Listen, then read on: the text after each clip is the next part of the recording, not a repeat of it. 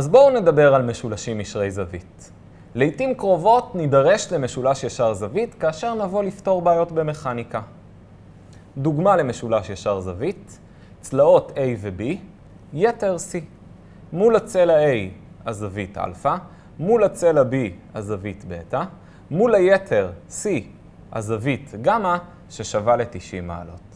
המשפט הבסיסי ביותר לגבי משולשים, סכום הזוויות שווה ל-180 מעלות. כלומר, אלפא ועוד בטא ועוד גמא שווה ל-180 מעלות.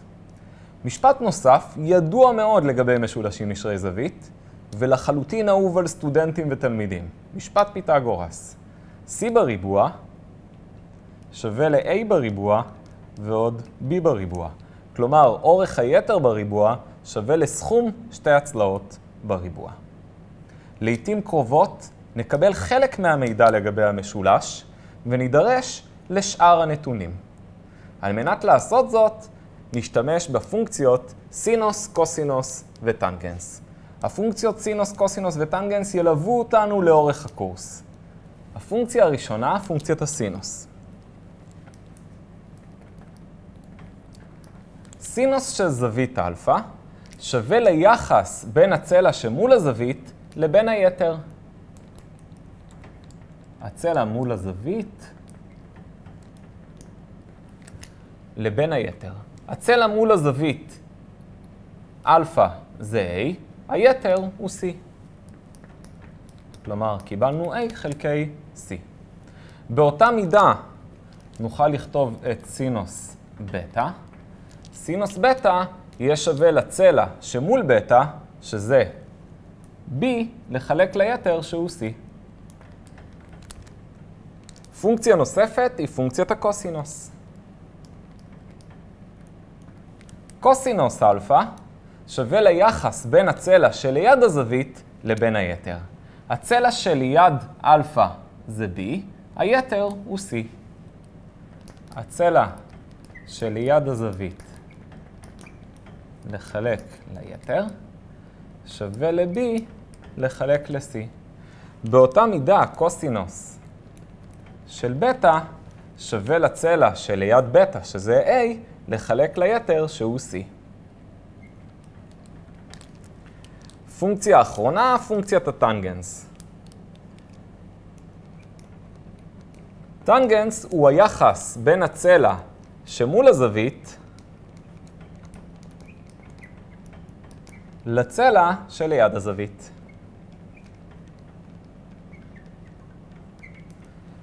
מול אלפא נמצא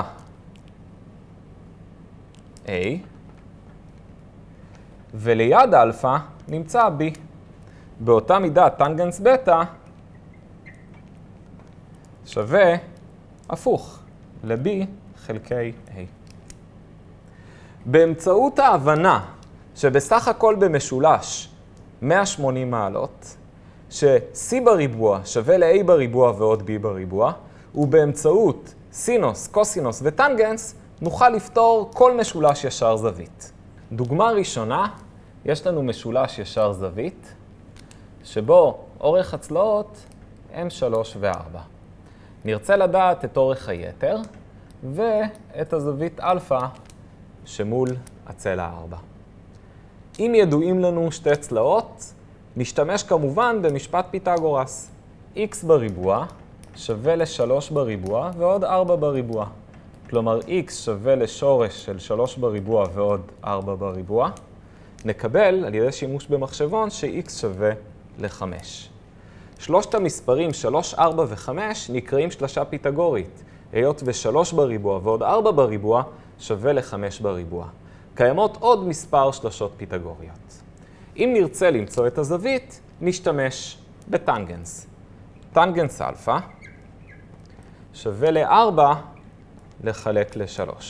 נשתמש במחשבון ונמצא על ידי שיפט טנגנס, שימו לב, כי אנחנו יודעים למה טנגנס אלפא שווה, שאלפא שווה ל-53.13. הערה חשובה. על מנת למצוא את אלפא יכולנו כמובן להשתמש בסינוס וקוסינוס, היות ואנחנו יודעים את האורך של היתר. אבל רצוי היה להשתמש בטנגנס, היות וסינוס וקוסינוס יחייבו אותנו להשתמש ביתר שהוא לא נתון בשאלה. לעומת זאת, טנגנס ישתמש ביחס בין הצלעות שהיו נתונות לנו, 3 ו-4, וכך אנחנו מונעים שגיאה מצטברת. דוגמה נוספת, משולש ישר זווית שוב. הפעם אנחנו יודעים את היתר, וזווית של 30 מעלות.